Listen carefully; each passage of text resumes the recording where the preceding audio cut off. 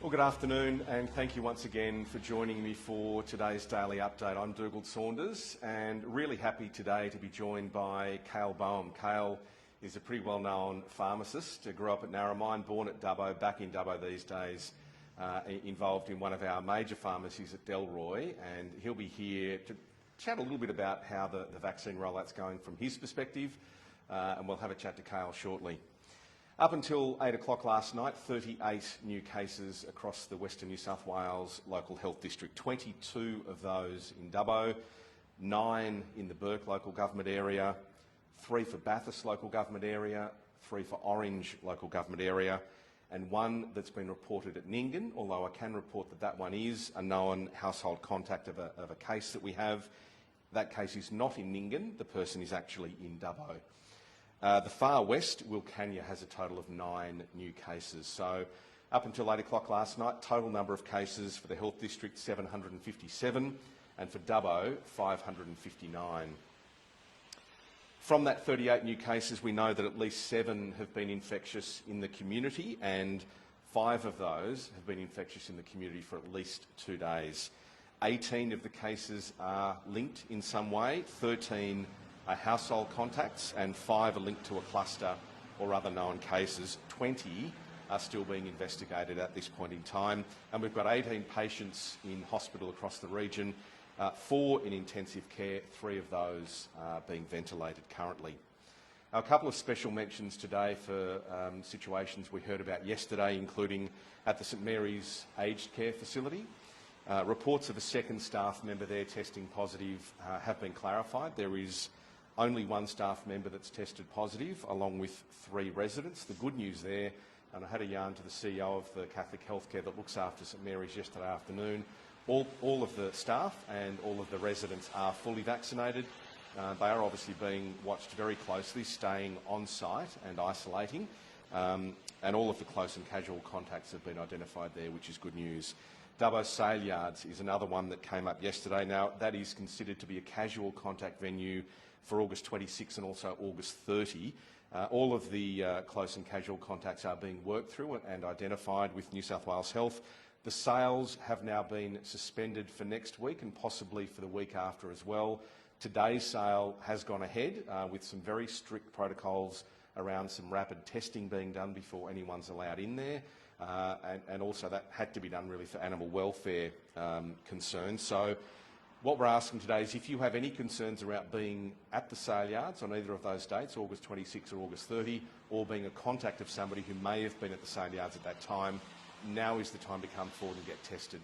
And more investigations will continue in conjunction with New South Wales Health and the Dubbo Regional Council. Just on to testing, just over 3,500 tests for the entire region yesterday. So again, not a great number. It's something that we've talked about now for at least a week, that we need to see those numbers going up. We called for a super swab Saturday today and a super swab Sunday tomorrow for right across the region. We know that we need to see more tests to find out where positive cases are and identify them as quickly as we possibly can. Weather's a bit murky across the weekend, so we're hoping that will encourage you to come forward if you have even the mildest of symptoms. If you've woken up today, you've got a bit of a scratchy throat, feel a bit dull in the head, don't just put it down to hay fever or the weather. Come and get a test. If you've got any concerns around where you've been or contact venues, please come forward and get a test. And look, there are quite a few new venues of concern that have been listed since last night, so that includes Dubbo, Bathurst, Orange, Mudgee. So we are encouraging you to come forward and get tested as quickly as you possibly can. And testing clinics are open right across the region. Just want to quickly mention a couple that have been stood up specifically for this weekend, including at Molong, a drive-through clinic there for testing at the railway station 10 till 2 today. Blaney drive-through at the showground up until 2 o'clock as well. And Park Showground, it's now testing between 10 and 1 for the weekend. Wellington, testing has gone back to the community car park at the hospital. It's open again at 10 till 2. Again, no bookings needed for any of these, just turn up. And the mobile at-home testing clinic that we've talked about a little bit, if you cannot get out but you need help and you are really keen to get a test, we're asking you to call 1300 066 055. That's the main New South Wales Health number to help organise a testing team to come to your place.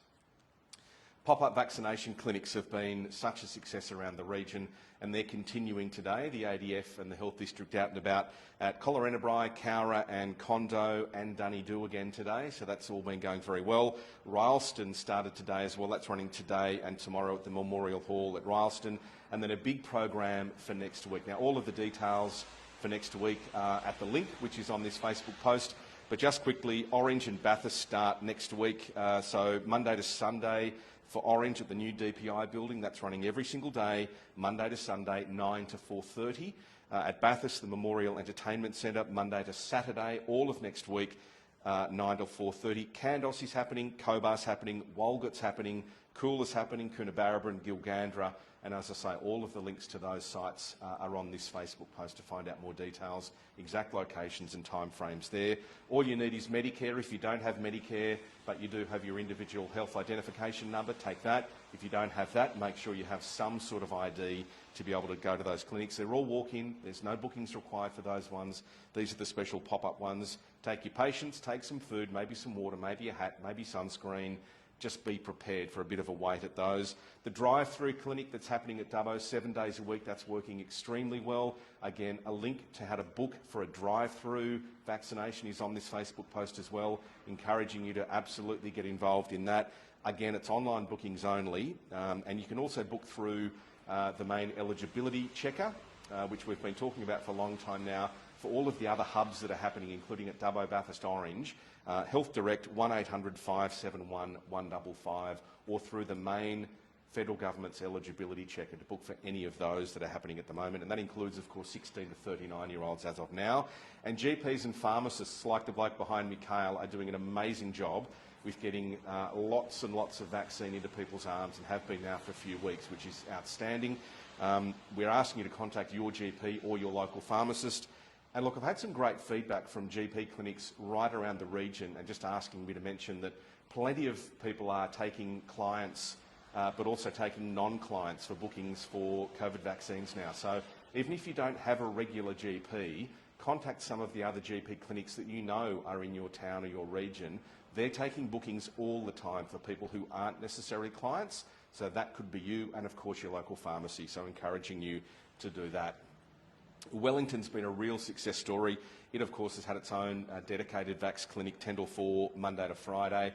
It will be accepting walk-ins again for all of next week at this stage, only for people from the 2820 particular postcode, so Wellington and district people can walk in.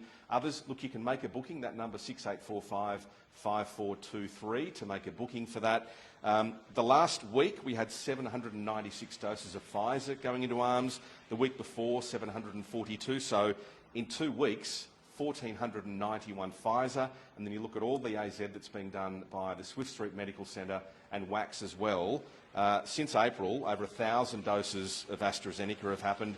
Combined, we're over 2,500 vaccines in arms in Wellington, which is extraordinarily well done. So thank you to everyone who's involved in that dedicated clinic. It's making a real difference. Well done to Wellington for getting out there as well. Transport, as I've mentioned before, is available. Transport for New South Wales and Community Transport, again, able to help out. If you know or if you need help, the link is on this Facebook post. And do remember, if you're popping to one of those pop-up clinics all around the place and you've got a booking with your GP or with your local pharmacist, please cancel that, just so we don't have bookings going to waste. I just want to leave you with one other thing. I've been constantly, or we have generally been asked about contact tracing, why things aren't running more quickly, how come sometimes there are cases that pop up that are then taken down. I just want to provide one detail. Yesterday we had 2 cases reported at Walgett, which have ended up not being at Walgett, but for all of intents and purposes had told tracers they were at Walgett. This is what sometimes happens. So I just want to reiterate, if you receive a phone call from health, you're not being interrogated to find out and see if you've done something wrong. It's about making sure the rest of the community is aware of where cases are, and we can report them, I guess, in the most accurate way that we possibly can. So if you do receive a phone call, be honest, be open with tracers. They're trying to do the very best to make sure we know where venues of concern are, where people have been, and being inaccurate, or in some cases probably willfully dishonest, doesn't help the process. So don't feel like you're being persecuted, just be honest and open. and we'll make sure we get through all this together. Look, again, there's lots of information here. I would ask you to please, if you've got some questions, go back through all of the post, all of the comments that are happening to try and find out the answer to that. I'm going to ask Cale to come forward and talk a little bit about his experience, and then we might have a bit of a chat as well. Thanks, Cale. Thanks, Dougal. As you mentioned, I've been kicking around Dubbo and Narromine for quite a while now. I grew up in Narromine, done all my education in Narromine. I've worked in Dubbo, Narromine and Trengi. I love regional New South Wales and I love being a community pharmacist. So that's my background. Questions, Dougal? Yeah, look, first of all, I guess the one question people are probably thinking of for a pharmacist like you is how busy have you actually been? So I think at the end of the day, you've got to remember that we're still trading as a normal pharmacy. We still have normal clients to service, whether that be nursing homes, compounding like I do, your normal community patients. And then you're throwing vaccinating on top. And we want to help as many people as we can. So we're trying to do as much vaccinating as we can. So we are busy. Our phones are going off the hook at the moment as well. We're infrastructure, we're set up pretty good, but it is a big change to the way that we normally operate. So there is plenty of work to be done. You normally, in fact, first time I met you, you gave me a flu jab one year. You regularly, as a pharmacist, and your pharmacy does flu vaccines. One of the things that intrigues me is people don't normally ask about the type of flu vaccine they're getting, but they seem to with COVID. Why do you think that is? I think it's because there's been a lot of information out there, a lot of misinformation, talking about one brand, from one brand to another brand to another brand. And we've also seen different manufacturers try to get to market really quickly, not because they're trying to make a dollar. I want to stress that. It's not about the money situation.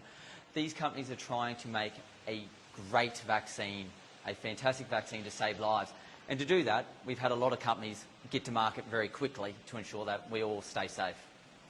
On that point then, I guess that's one of the other questions you probably get is, are all of these vaccines safe, and how do you feel about that as a pharmacist? Yeah, so at the moment in Australia, we've only really got access to 2 vaccines, that's being Pfizer and AstraZeneca, that you've already talked about numbers of what the great people of Dubbo and around the area have been doing. We've been getting a lot of people vaccinating. My preference on a vaccine is purely this. What can I get now, and when can I get my second dose? Because that is the most important thing that we can do to save everyone. Me personally, I have had Pfizer, and that's because what was available at the time and what wasn't going to waste for my GP practice. But I've jabbed my family members with AstraZeneca. I feel comfortable and safe with both options. It's knowing what the side effects are for both, and just making sure that we give that information to the customer, the consumer, the patient, to ensure that they know what to look out for. You're a Wiradjuri man. You grew up your whole life in this area. You've come back and you're now practising as a pharmacist. Do you talk regularly to family members about concerns that have been raised, I guess, from sectors of the Indigenous community around vaccinations? A little bit, not a lot. I suppose I've been most vocal in the last few weeks in going out to Apollo and trying to get some information out there, being on radio, trying to get some information out there. But as a general rule, not probably as vocal as what I should be. And I think this situation has only highlighted the importance of what I can be doing as an Indigenous man to try and debunk myths, give the best health information out there. So let's go through a couple of sharp questions. So best vaccine right now?